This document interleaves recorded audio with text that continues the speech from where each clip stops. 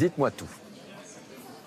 Eh bien écoutez Laurent, c'est derrière moi depuis cette porte que d'ici quelques minutes le président de la haute autorité Thomas Clay et le président du comité d'organisation Christophe Borgel devraient sortir pour venir annoncer les résultats. On sent ici qu'il y a clairement une tendance qui est en train de se dégager, mais on veut rester très prudent, être sûr d'avoir suffisamment de bureaux de vote dépouillés, validés, certifiés pour pouvoir annoncer les résultats à la presse et éviter bien sûr les petits cafouillages qu'on a pu voir la semaine dernière. Donc on pense d'ici 20h30 maximum pouvoir vous annoncer les résultats quasi définitifs de ce second tour de la primaire. 7 petites minutes à attendre pour connaître effectivement ce résultat. On va prendre la direction du 11e arrondissement avec Margot Manière, l'un des 7530 bureaux de vote de ce second tour. Bonsoir Margot, où en est-on? Est-ce que vous avez d'ailleurs le résultat?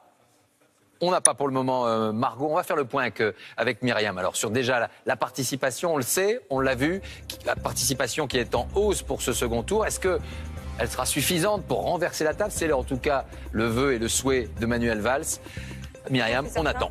Laurent, cette hausse est nette, plus 22,8% de participation à 17h par rapport à la semaine dernière. En tout, c'est 1 300 000 personnes qui se sont déplacées pour voter. Donc avant 17h, rappelons-le, au premier tour, au total, à la clôture, les résultats définitifs pour la participation dépassaient 1 650 000 personnes. Je vous propose de voir comment se sont réparties ces voix pour Benoît Hamon et pour Manuel Valls. Benoît Hamon, alors vous le voyez ici, plus la couleur est foncée, plus les scores sont élevés. Le plus foncé de ces roses signifie qu'on est au-dessus de 40%, carton plein, donc si on peut dire pour Benoît Hamon du côté de la Bretagne, où il dépasse les 46% dans le Finistère. Pour Manuel Valls, gros succès en Outre-mer, particulièrement à Mayotte où il dépasse les 84% des voix, mais également dans le sud de la France, au-dessus de 40% pour l'Aude, les Pyrénées-Orientales et l'Ariège ainsi qu'en Corse. Merci Myriam. Direction tout de suite la Mutualité où Benoît Hamon est attendu dans la soirée. On va retrouver Guillaume Darey, je crois. Oui Guillaume, quelle est l'atmosphère? J'imagine qu'on commence à être un petit peu impatient. Le moins qu'on puisse dire, Laurent, effectivement, tout le monde est en train de se concentrer devant les écrans où les militants de Benoît Hamon attendent les résultats. Ils sont effectivement de plus nombreux, vous voyez, ils sont là. Il y a beaucoup de jeunes qui sont présents ce soir, pas seulement. Alors, monsieur aussi qui est présent. On a reçu aussi Gérard Filoche, l'ancien inspecteur du travail, qui représente, vous savez, aussi la gauche du PS, qui est présent ici. Beaucoup de monde. On attend évidemment avec impatience les tout premiers résultats. Impatience du côté de Benoît Hamon, impatience, j'imagine, également du côté des supporters de Manuel Valls. C'est Jeff Wittenberg qui est avec eux. Jeff, plus que quelques minutes avant ce résultat, et on le sait, Manuel Valls jouait gros dans cette primaire. Il attend, j'imagine, le verdict avec impatience. Effectivement, Manuel Valls et ses soutiens qu'on ne voit pas beaucoup, il faut bien le dire. On est un petit peu entre nous, entre journalistes, dans cette grande salle de la Mutualité. Manuel Valls, je vous le disais tout à l'heure, est pour l'instant dans son bureau. Il peaufine le discours qu'il va en principe prononcer très peu de temps après l'annonce des résultats. Alors il y a une effervescence. On espère toujours que Manuel Valls aura renversé le pronostic, puisqu'on le rappelle, les résultats du premier tour ne le plaçaient pas en position de favori. Mais c'est une ambiance un petit peu atone. On attend vraiment le verdict dans quelques minutes, dans une certaine atonie. Je répète ce mot. Merci Jeff. On va maintenant retrouver nos invités, nos premiers invités politiques avec Nathalie Saint-Cric, Aurélie Filippetti et Gérard Collomb. Nathalie, c'est à vous. Bonsoir Laurent, bonsoir Aurélie Filippetti. Alors, vous souteniez Arnaud Montebourg au premier tour, vous êtes du côté de Benoît Hamon. Est-ce que ce soir, comme il a l'air de se dire que c'est effectivement Benoît Hamon qui l'emporte, est-ce que vous considérez que c'est un succès formidable de la vraie gauche et une défaite totale pour Manuel Valls et François Hollande, c'est-à-dire la gauche de gouvernement? Déjà, c'est un succès pour la primaire. Malgré tous les pronostics, cette primaire, elle a été populaire. Il y a du monde et il y a encore plus de monde aujourd'hui que dimanche dernier. Et puis, s'il se confirme que Benoît Hamon est le candidat, moi, je serais ravie de le soutenir, de me ranger derrière lui. Parce que c'est une défaite pour ce qu'on avait, pour le quinquennat, en clair, qui a installé une autre ligne. C'est la victoire, finalement, des idées qui avaient déjà en fait, conduit le Parti socialiste et la gauche à la victoire en 2012. C'est-à-dire que nous sommes restés fidèles à ces engagements, on est restés fidèles au discours du Bourget, à ce bel idéal solidaire et fraternel. La gauche des qui est incarné. La gauche des frondeurs, qui gagne. Mais vous le voyez aujourd'hui, c'est la gauche du peuple de gauche. C'est la gauche majoritaire et même largement majoritaire. Elle avait été majoritaire en 2012 et elle l'est de nouveau lors de cette primaire. Est-ce que vous considérez que finalement, la trahison de François Hollande et, selon vous, le responsable, effectivement, la responsabilité lui incombe de cette victoire de Benoît Hamon. C'est la sanction de la gouvernance de François Hollande ?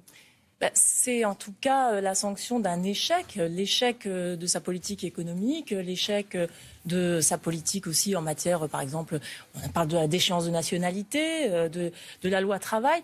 Tout ça, ce sont finalement des mesures qui ont pris notre électorat à contre-pied, qui l'ont blessé, qui l'ont heurté. Et là, avec Benoît Hamon, avec son projet qui est très ambitieux, très à gauche, et qui souhaite aussi créer un espoir pour les jeunes, eh bien, on retrouve l'esprit du Parti socialiste et l'esprit aussi du Bourget, je le rappelle. Et potentiellement, il y a une partie de votre électorat qui est peut-être en train de se poser la question de ce soir, de savoir s'ils ne vont pas aller rejoindre l'électorat d'Emmanuel Macron. Vous savez, ça, on le verra de toute manière. Il y a toujours un espace central dans les élections présidentielles. Il y a eu François Bayrou par le passé.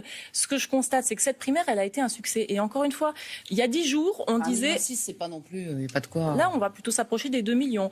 Il y a 10 jours, on disait cette primaire va être totalement ratée. Non, il y a eu une forte participation dans notre candidat. Il va être très légitime. Les premiers résultats, on va prendre la direction du 11e arrondissement. On va retrouver Margot Manière. Margot, vous avez des premiers résultats. Tout à fait. La présidente du bureau de vote ici de la mairie du 11e arrondissement vient de me les communiquer. Et large victoire pour Benoît Hamon avec 65% des suffrages contre donc 35% pour Manuel Valls. Près de 800 personnes se sont déplacées ici aujourd'hui. C'est près de 20% de plus qu'au premier tour. Il y a eu des files d'attente dans ce bureau du 11e, traditionnellement à gauche. Et donc on connaît maintenant les résultats. Large victoire pour Benoît Hamon.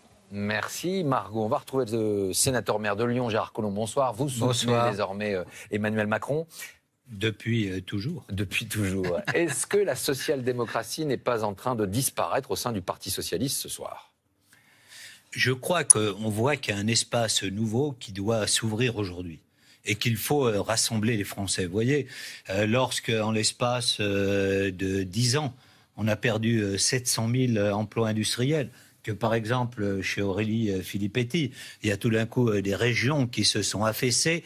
Il faut effectivement indiquer une nouvelle voie et c'est ce que fait Emmanuel Macron, qui veut rassembler les Français pour permettre effectivement que la France reparte de l'avant. Sans faire de la politique politicienne, ce soir c'est champagne pour vous, parce que Benoît Hamon c'était le rêve. S'il y avait eu Manuel Valls, vous auriez été un peu sur le même créneau. Première question, est-ce que vous êtes content ou... À côté de ça, est-ce que vous craignez qu'il y ait des hordes de socialistes valsistes qui viennent chez vous ? Emmanuel Macron a dit l'autre jour, on ne va pas être la SPA pour les députés socialistes déboussolés. Il y a quelque temps, j'avais fondé le pôle des réformateurs. Ça veut dire qu'un certain nombre de gens qui, aujourd'hui, se sont prononcés pour Manuel Valls vont effectivement venir vers donc la porte est ouverte. Macron. Donc vous la le porte souhaitez est ou ouverte vous le redoutez qu'il y en ait trop ? Parce que si ça devient une succursale du PS... Ça ne va pas être une succursale du PS. Emmanuel Macron, il veut rassembler. Il sait qu'aujourd'hui, pour faire gagner la France, il faut rassembler largement. Et vous voyez, il y a des gens qui pensent très différemment au sein du PS. Il y a des gens de l'autre côté, chez les Républicains, qui pensent très différemment. Et il y a des gens qui ne sont pas si loin que ça et donc qui ont envie de se rassembler puisqu'ils voient bien quels sont les défis qui sont ceux aujourd'hui de notre pays. On voit bien le challenge qu'on a relevé. Vous voyez, quand par exemple on a la politique étrangère qui peut être menée aux États-Unis avec ce protectionnisme qui revient, on se dit que quand même il faut que la France change, qu'elle fasse changer l'Europe et qu'on puisse effectivement repartir de l'avant. On va retrouver tout de suite Astrid Mesmorian qui est à l'extérieur du QG de Benoît Hamon. Il reste encore, 1 minute ou 2 à attendre avant les résultats. Est-ce que l'ambiance monte encore de ce côté-là ? Oui, l'ambiance est au beau fixe. Pour le moment, en descendant les escaliers et en venant dehors, à l'entrée de la mutualité, j'ai croisé une jeune femme qui me disait « Notre heure est arrivée ». C'est dire à quel point il y a de l'optimisme. Elle me confiait également que l'époque était aux hommes neufs, en tout cas aux hommes qui avaient l'apparence de la nouveauté. Nous, on va rester ici pour attendre Benoît Hamon, car après son discours, il va sortir par là. Et on lui demandera dans quel état d'esprit il se rend au Parti socialiste, bien évidemment. Thomas Clé va prendre la parole dans un instant à la haute autorité au Parti socialiste. Aurélie Filippetti, je voulais juste comprendre, est-ce qu'il n'y a pas un petit caractère de revanche aussi par rapport à la gouvernance de Manuel Valls ? Est-ce que finalement, Manuel Valls, qui pourrait, on va dire, être silencieux dans les prochains mois, c'est une bonne nouvelle pour vous ? Écoutez, moi je pense que Manuel Valls, comme la plupart de ceux qui l'ont soutenu, il l'avait dit, il se soumettra au verdict de la primaire. Se soumettre, oui. mais devenir silencieux dans la vie politique française au sein de son parti politique. C'est à lui de le dire. C'est à lui de le dire. Vous ne le regrettez pas en tout cas? Non, mais non, parce qu'il est aussi comptable de cet échec, l'échec de ce quinquennat. Donc il quitte le Parti socialiste à terme, ça ne vous dérangerait pas? Mais ça, encore une fois, je ne suis pas sûre que lui-même se place dans cette hypothèse. Il faudra que vous lui demandiez. Mais surtout, je pense qu'il y avait, dans la préparation de la primaire, l'idée que finalement le Parti socialiste était mort, que c'était fini, que presque une partie de la gauche allait mourir. C'est un nouveau Parti socialiste qui se décide. Eh bien, oui. Moi, je trouve qu'on voit aujourd'hui, avec ces 2 millions de personnes qui sont venues à la primaire aujourd'hui, avec autour d'un projet qui est un projet ambitieux et de gauche, que d'abord, nous, entre guillemets, vous nous appeliez les frondeurs, mais nous n'étions pas si minoritaires. Nous n'étions pas si minoritaires, puisque, en fait, nous avions la majorité du peuple de gauche. Mais demain, il faut rassembler. Il faut rassembler l'ensemble de ceux qui, finalement, portent et se reconnaissent dans les valeurs de la gauche, tous ceux qui ont signé l'engagement. Est-ce que vous croyez possible cette main tendue de Benoît Hamon au Val 6, alors que vous êtes diamétralement opposés sur tout? Il y a eu un engagement de tous ceux qui ont voté à la primaire, se reconnaître dans les valeurs de la gauche. Par ailleurs, du côté d'Emmanuel Macron, il y a des gens quand même, c'est le grand écart entre Alain Minc d'un côté, Bernard Kouchner, Jean-Marie Cambada et Gérard Collomb. C'est des choses très différentes. Donc la diversité, elle est partout. La diversité, elle est partout. Nous, aujourd'hui, moi, ce qui m'importe et ce qui fait aujourd'hui ma joie, c'est de me dire cette primaire, elle n'a pas du tout été l'échec annoncé. Au contraire, et donc elle donne une forte légitimité à notre candidat pour la présidentielle. Gérard Collomb est dans un